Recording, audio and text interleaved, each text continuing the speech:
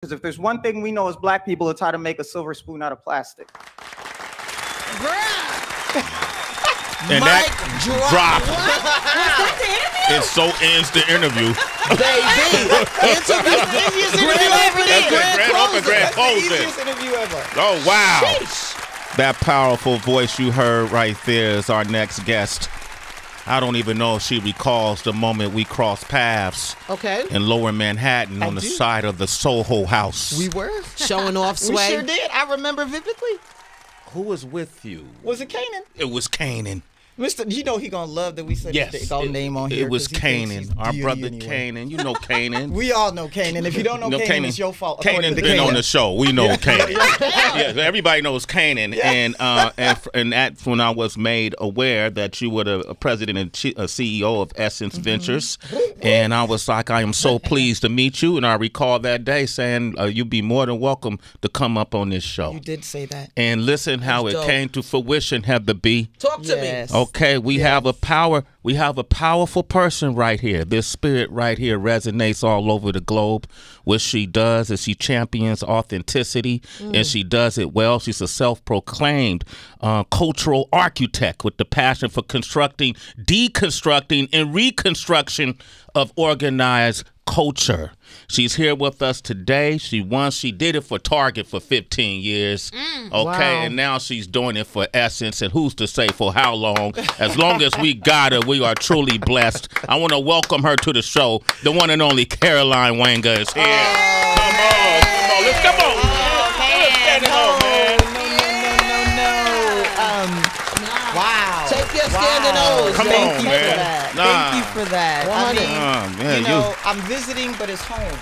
yes. So thank you for Absolutely. allowing me to open the fridge and grab whatever I want. Yes. And spend some time with you. I mean, I appreciate the introduction, but more importantly, appreciate the invitation you extended and what you guys do. I mean, you guys are the custodians of the culture, and I couldn't thank you enough for the opportunity to be here, but more importantly for what you guys do in the world. Thank you, Caroline. Thank you. Keep doing it. It's necessary. It's needed. And in a time where I'm questioning the decisions humanity makes, I trust in people like y'all. Thank you. You know what? I'm at that same place. I look at us for information. I look at us for the answers. I mean, that commencement speech you did for Dillard University was amazing. Yes. You know, and what is it that you want to say when you do have opportunities to be on the mic? Here's the most honest thing I can say, right? I became pregnant at the age of 17. Mm-hmm. At that point in my life, people started to renegotiate my potential without my permission. They would make these subtle comments about, well, maybe you should. Like yesterday, you told me I could rule the world. Today, you're saying I should lower my standard. Right. Because I was pregnant. What I've realized is that I then spent almost 20 years stuck there. That, if you want to call it a failure, was there. And so I never motivated myself to do anything, nor could I see what I had done. And when I started the journey of reclaiming that, two things happened that are my answer to your question. The first of those is I hope to never allow anybody to stay that stuck again. The sooner you can get to who you are, the more you will do what you're supposed to do, and the better off you'll be. But the second piece of it is the individual perspective you have is tied to your purpose, and your purpose is yours alone. And if you don't pursue it, the world goes without. I need people to activate their purpose so the world can be healed again. I don't trust institutions anymore. I don't, whether it be educational institutions, organizational institutions, I trust people. And I trust people who know who they are. So I need us to activate who we are and step into our individual purpose so the world for the next generation looks different than the one we're handing on. I love that. Caroline Wanga is here. How did you, like, people go through different routes to activate their purpose, you know, different practices to activate their Some folks don't even realize it's not activated. How would you suggest people go about finding that purpose and activating it? My simplest way to say it, no matter where you're coming from, is pick 5 people that know you differently. Spouse or partner, colleague, even the one that doesn't like you is even better, a boss, a friend, somebody you have relationship with differently. Pick 5 of them. Ask them 2 questions. The first question is, what is the thing that when you want to do it, you won't do it till you find me because I'm the best at it? The second question is, what is the thing, if we were the last 2 people on earth, you would rather die than ask me to do it? Why those 2 questions? What you're looking for across those 5 people, what's consistent? What is consistency showing up with the people in your life that you are the best person in their life to do, whether you're talking to a colleague, a spouse, or whatever? On the other hand, what's the thing everybody's telling you don't have no business doing? Because then what you're given a hint into is how to spend 90% of your time doing what people are saying you do well. That's showing up in multiple places, which means it's a natural gift, Sway. That means it's natural if it transcends environments. And only 10% of your time on the stuff you're not good at, and all you're doing is mitigating the risk. Right. It changes your life. So if you don't know where to start with 5 different people that know you differently. Ask those 2 questions. Listen. Activate on exploring that 90% on what they say you're good at. That 10%, just don't let it get in the way. Don't let it get in the way. Everything else will happen. The universe will affirm that which is right. Can I follow you around every day? Right. I mean, yeah, but I'm an introvert. Most of the time I'm sitting at home watching Netflix. Well, come through. Come, I'm good. I got, you know, That sounds right up his alley. Are you kidding me? Oh my God. Super Are you a introvert. mistaken introvert? Do people get They think because of the work. They think I'm just found my extroverted. Yeah. tribe. And it's interesting because I go places I'm kind of quiet and then they might mistake that as being something else. I'm just rather quiet. Can we talk about Essence? Yes. The Essence Festival of Yes. Culture in New Orleans. In New Orleans. 4th of July weekend. Yes. The weekend of my birthday. Shut it. You a What day Cancer is your too? birthday? 3rd. Okay. Noted. Wow, I did not know that. I should be on stage with Jermaine Dupri. Noted. Duly noted. All caps with a hard D. Noted. Noted. We'll see what we can do. We all grew up with Essence. You know, Essence is a mainstay in my family over the decades. I love Essence. I learned about the rest of the country, what black folks had going on in the South. I grew up on the West Coast, the Northeast, anywhere around the world, the diaspora, through Essence as a kid. It's 2023. You've been with Essence since 2020? Yes, sir. Yeah, you left Target. I did. You were there, 15 years? Yep. Okay, you made them a lot of money. You brought in a lot of great information. You helped them expand their business and decided to go to Essence. Why? It's interesting you used the word excited. I wouldn't use that word, but I wouldn't use a worse word. The word that I would use was recompense. Okay. And here's what I mean by that. I was in a place while I'd been with Target where I wasn't like trying to leave Target, but I was looking for more to be added to my portfolio. I wanted to take on additional things and was in open conversations with Target about that. Had done some external interviews, some internal interviews, and just wasn't finding the thing. Just hadn't come yet, so I'd kind of chilled out on it. And then I got a call from this man, Rich Lou Dennis, one day. And he asked me if I wanted to come to Essence, and I was like, "I'm not, you called the wrong Caroline." I'm like, "I'm breaking Essence. I'm not from media. Like, I'm a supply chain and retail girl. Like, you dialed the wrong Caroline." And in the narrative of him continuing to share why he called me and what he wanted me to do, what he said was that the way that I was living my life is what the brand needed for its next era. It wasn't what I had done in my work, it's how I was living my life. And unlocking my authenticity was the moment that created what he saw. So had I not done that, I don't come to Essence. And so at the point that I realized that the success that I'd had in corporate America, the life that I'd had the privilege to live, was because of things like Essence.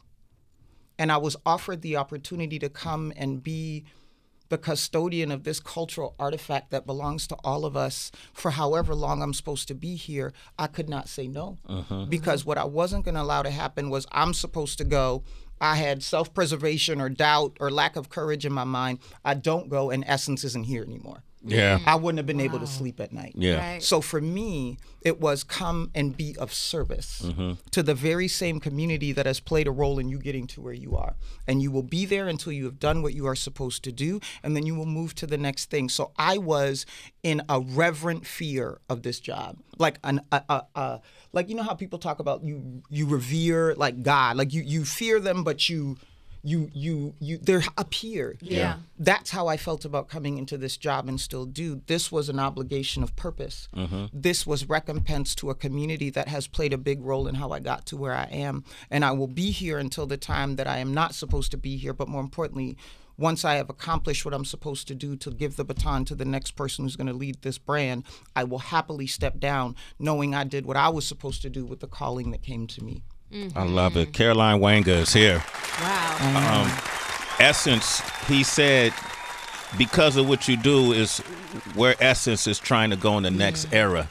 Define that. Where is Essence in this era? That's such a dope question. So Essence has been around for a little over 50 years. 2020 was actually the 50th anniversary. Wow. Right, I know, right? Like that. And so what, as I came in, what did it mean for the next 5, 10, 50 years was the question I had to resolve. After spending quite a bit of time, the answer became really clear. Essence was founded to serve Black women deeply. That mission has not changed. But because Essence did what it was supposed to do with the Black woman, she's not in the same position she was in when Essence started. So the narrative to drive the next 50 years of Essence is about, because of what Essence did in the first 50 years, the Black woman is strongly rooted as the CEO of home, culture, and community. Not Black home, culture, and community. Home, culture, and community. A Black woman says something, things change. A Black woman does something, things change. Not just for the Black woman, but for every part of the ecosystem that she interacts with. And we have now gotten to the place where that recognition of the value of Black women is even being taken into mainstream. We ain't just talking to ourselves. Everybody wants some Black girl on their cover. Everybody want to interview. Everybody want to do a song with every. If you don't engage with a Black woman on an engagement, your engagement is incomplete. And so is your money. The value, right? Because of how valuable what we offer is. And so the repositioning for Essence for the next 50 years is respecting the role that Black women now have as the CEOs of home, culture, and community. More importantly, what that means to how they contribute to all of society, not just Black women. But the biggest piece has been, if you engage with her, you will engage with her at her full value. No discounts. You don't, and we will stand guide and guardian around narratives that try to make her a charity case, right? Or somebody who's in deficit that needs you. No. The white CEO that you would reschedule your whole life to meet with because you want his clout, she's the same girl. She's exactly the same. Engage with her as the CEO of Home, Culture, and Community. Believe her and leverage her knowledge as the CEO of Home, Culture, and Community. And return to her the value of what she offers at full value. That is what the next era of Essence is. It is repositioning the Black woman, forcing the ecosystems to engage with her the right way, and returning value. Thank you, Caroline Wanga. Like, Thank for real. Grand opening, grand closing. That's that real talk right there she's known for. That's that real talk. Honest, it's the real. It just is. Whatever ballot you want to put your name on. See, here y'all go with this nonsense. Vote. I'm going to call on my fellow introvert for all of y'all that keep saying put on a ballot. I don't want to be on a ballot. I'm like Michelle Obama. Leave me. I just want to be outside. You might not have no choice. It might be like that It might be your purpose. Sway, you were supposed to side with me. I know I was. They say that to me too, Caroline. I'm just throwing that on you. Look, but I'll be on the ticket. I'll be like your campaign. No. I'll be the other way around. President and vice president, man. I'm carrying your bags. Are you kidding me? Come on. Y'all want to jump in? Absolutely. You know, you're such a force. You just ignite a fire within, whether it's already been there or whether it needed its first match. I'm just very appreciative of you, Caroline. I want your thoughts on excellence versus perfection.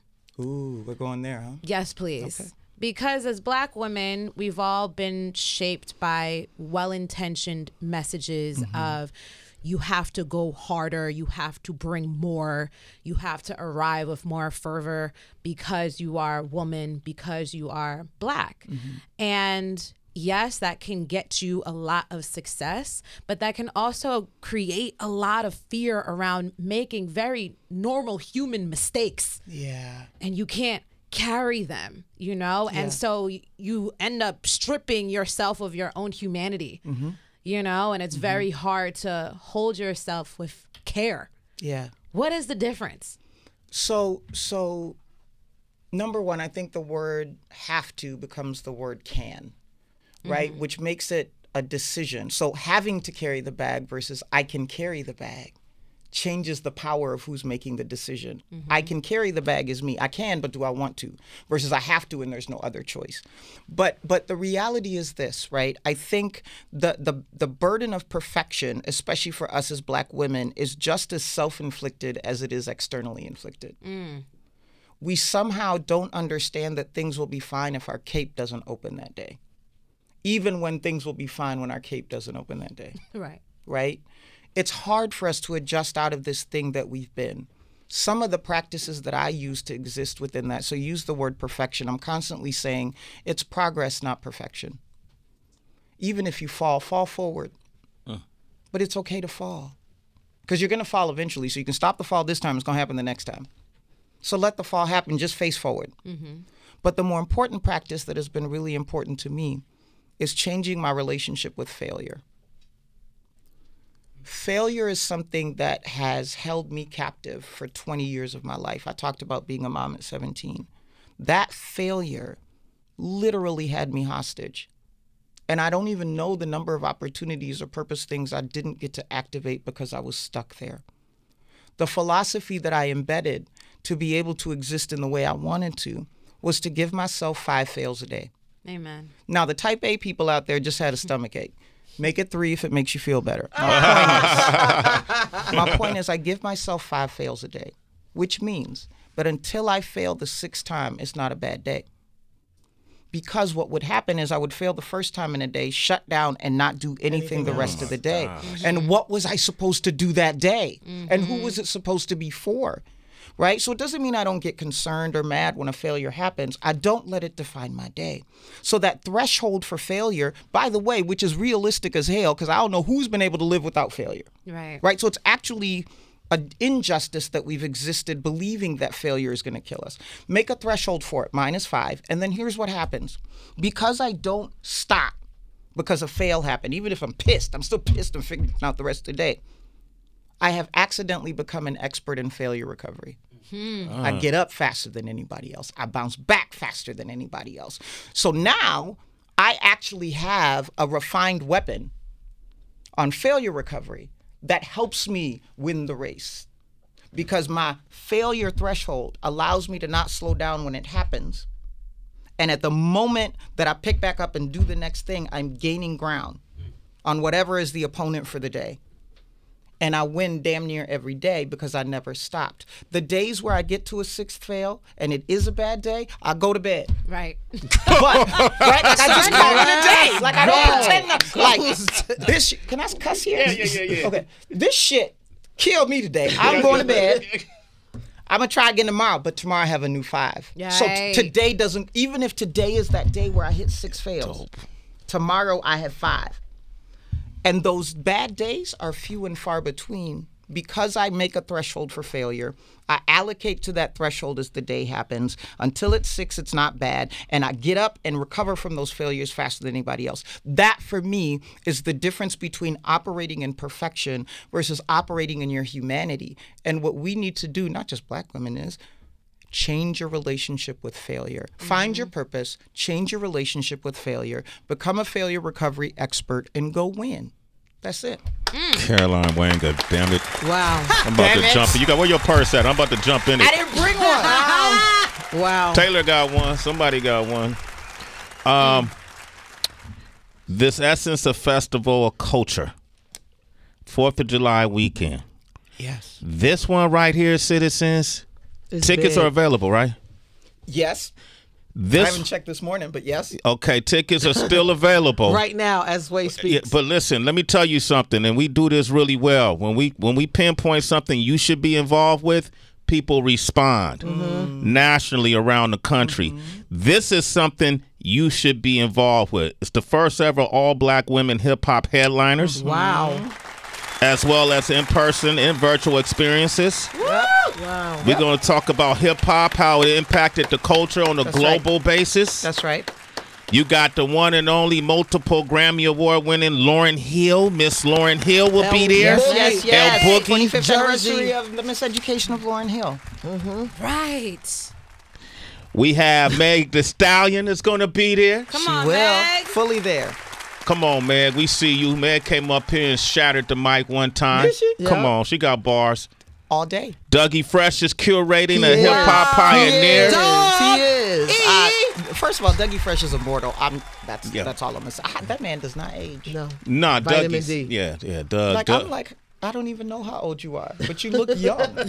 Well, Doug shared with me he was abducted by UFOs. Go away, Sway. When he was younger. See, this is that conspiracy theory I like. That gave me so much clarity. He's an alien? Fine, got it. Yep. That's all I needed to know. He's been an alien for a long time. Jermaine Dupri. Jermaine Dupri, that's my brother, has been campaigning this show that he's putting together. Even made a song called Essence Fest. Essence Fest. That's dope.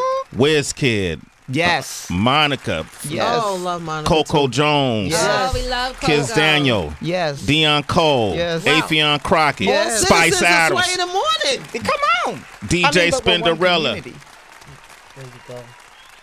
DJ Clark Kent. Yes. Yes. Spinderella, you said. Yes. Spinderella. Yes. Kid Capri. That was The good. KID. That echo was good. Yep. Yes. I do this, Caroline. I know. You're right. I'm in your territory. Come on. I do this. You right. I should have expected it. This is a special Essence Festival of Culture. is. We're celebrating 50 years of hip hop.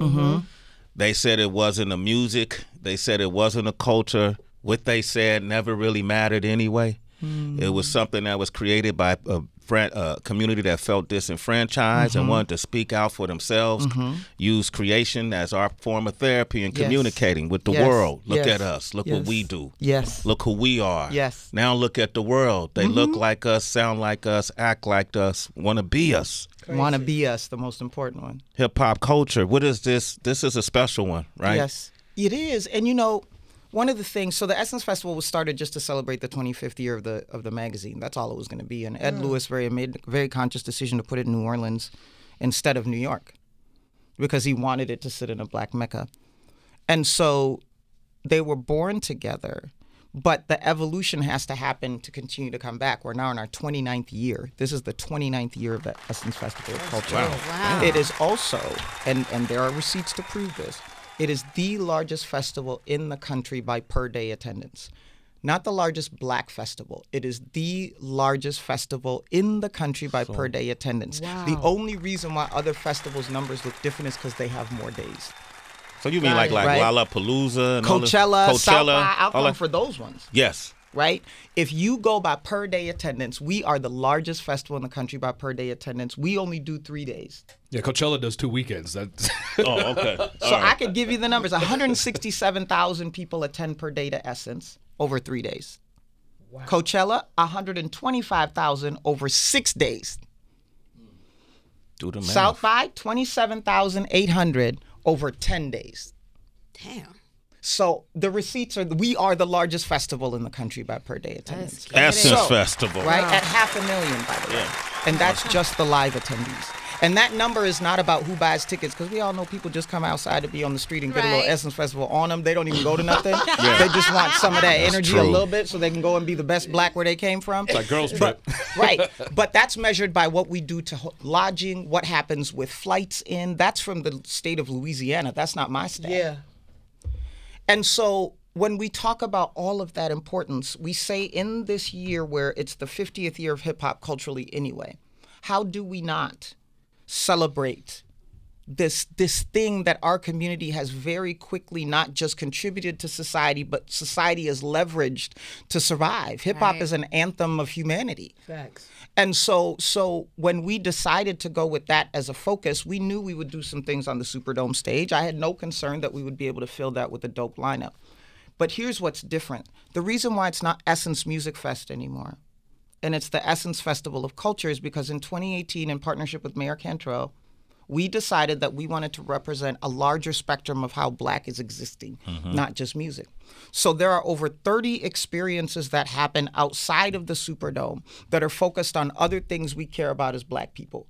Right? Whether it be Wellness House, whether it be the men's experience called In His Zone, that'll have its second time this year, right? Whether it be about what we're doing with beauty, whether it be about what we're doing with our economic status through the Global Black Economic Forum. We want to represent the full spectrum of black. Come have your fun at the Superdome, get you a little culture here, contribute a little thing here, and do all of that together. And we have 1 million square feet in the convention center that we fill with experiences there. In the year of hip hop, what you will get to do in that 1 million square feet is walk around and have all all these super dope nostalgic moments. Because anybody who's setting up in the convention center heard from me, you need to show up and do something connected to hip hop. If you ain't doing that, don't come. So you're gonna see door knockers being made, door knocking earrings. You're gonna see starter jackets. You're gonna see right, like all of this stuff that'll just give you 1 million square feet of hip hop nostalgia that will extend beyond what you'll do on this stage, right? And we're really excited about that. Also, people don't know, Essence Ventures includes, we acquired BeautyCon and we acquired Afropunk. Right. Huge. So Afropunk is showing up in festival with a skate park.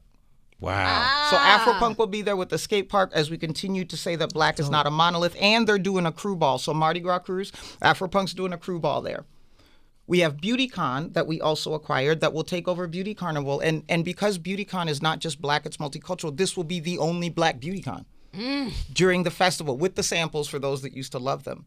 We have Essence Studios, right, that will come and bring the film festival back. The Food and Wine Festival is here, right? We're also going to be doing a screening of the Time of Essence documentary that's being finished. That is about the 50 years of Essence. And so we'll do a screening of that during the festival. People will catch it later in the fall in its full place. So the piece that I would say is, yes, we are celebrating hip hop on the stage, but the extension of what will be different for 500,000 people this time is that you will get to feel it everywhere. You will get to feel it everywhere and take it in everywhere. And then it's still virtual too. We did virtual. You did festival. virtual too. 2020, we did 45 million full streams views. 2021, 65 million full stream views. So now you say we're going to put virtual and live together? Crazy. Find another place you can do that at. Caroline Wanga, ladies and gentlemen, you doing it. A gazillion mic drops. Only been here a couple of years. Look what she's done. Along with her amazing team. Yes, it is done with the team. It's done with the team. Yes. Listen, 4th of July weekend, celebrate the Essence Festival of Culture. Yes. Caroline Wanga, you come up here anytime. You know what? I appreciate that. That's an open invite. Please do. And y'all come to us anytime. Yeah, I've never even been to Essence. That's just so crazy, and this is be a perfect time to go. We might have to do a broadcast or something. Yeah. Baku. What Baku? She let. She we gonna get it call. done. Yeah, make sure we have your info. I mean, it ain't the festival ain't started yet. Yeah, seriously. If you quick I'm question, serious. I definitely would love We'll to get come. working on that right away. But if you don't mind sharing, you said something that kind of hit close to home to me about being stuck and feeling stuck, and thank you for confirmation. I just want to be obedient and say that to you. But my parents were 16 and 17 years older than me, and I had a lot of conversations with my mom before her transition about her life. Can you share a little bit, because you, I would say, so close to age with your child. What is parenting like, or how's it been for you? You know, I honor that you asked that question. I'll give you there were 3 stages. The first one was fear and rebellion. When I thought my best friend was pregnant. We went to get her tested, and I found out I was pregnant. So, like, there was no, it was literally like that, right? Wow. Like, I didn't have any inkling. I was on a track scholarship. So it was extremely disruptive to everything that I wanted to go be Jackie Jonah Kersey. Don't look like now, but I used to be like, had that fit, right? So the first round for me was, I'm just not going to fail. We're not going to be a statistic. I don't care what I got to do. I'm not going to be what everybody thinks I'm going to be as a 17-year-old mom and daughter. So I was fueled by defiance and rebellion. While that's positive, it wasn't a healthy way to go about it, because I was fighting daily versus living daily. And I became obsessed with proving that we were not going to fail. And I think I became stoic as a parent, because I just had this other mission. And so I had this beautiful little girl. She's adorable, one of my favorite humans on earth, Cadence. But I was raising her in defiance of what I thought people were saying. And so it was very stoic and clinical, is the way that I would describe it. It wasn't relational, if that makes sense. She took care. I was her mom. But it was like she's got to eat because nobody's going to say she didn't eat today. She's got to be clean because nobody's going to say I can't keep her clean. Like, that was my parenting mode, right? Then there was a phase where I became obsessed with the fact that she wouldn't have a sibling and her dad and I didn't get married.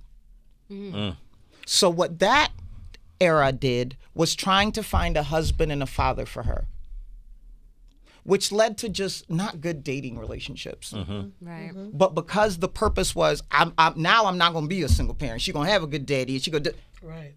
So now I became obsessed with auditioning new fathers, right? Which again, human, not necessarily relational. The third phase was guilt. The third phase was when she was playing volleyball, for example, on a traveling team, and all the moms would host spaghetti dinners at their house, bake potatoes for the concession stand, decorate their locker because they didn't work during the day. And what I could do was give $100 to the booster club, but I had to go to work. And she would come home and want me to do the things that those other parents were doing, and I couldn't because I had to go to work. And so now it was guilt about not being able to be this mom standard that was the center of her sports career and her talent career. The last phase is what I'm in now. She moved to New York last year, and we are rebuilding a friendship. That's right? amazing. Yeah. Like we are hanging out and going to do things together, and both her and I have done our inner work. We have just decided to rebuild a friendship because both her and I have trauma from that decision at 17. We have lived through 3 phases of forced activity. She's 26. Went to NYU, got her degree in engineering. My exercise was I would celebrate psychological birthdays to try to get my chronological age and my psychological age to get together. She did hers through therapy. And now we are just friends. And it's so refreshing. This is where I'm now seeing the benefit of there only being 17 years in between us. It's so much fun to hang out with her, and she's stupid like how we say stupid. Right, like that, like the fun stupid.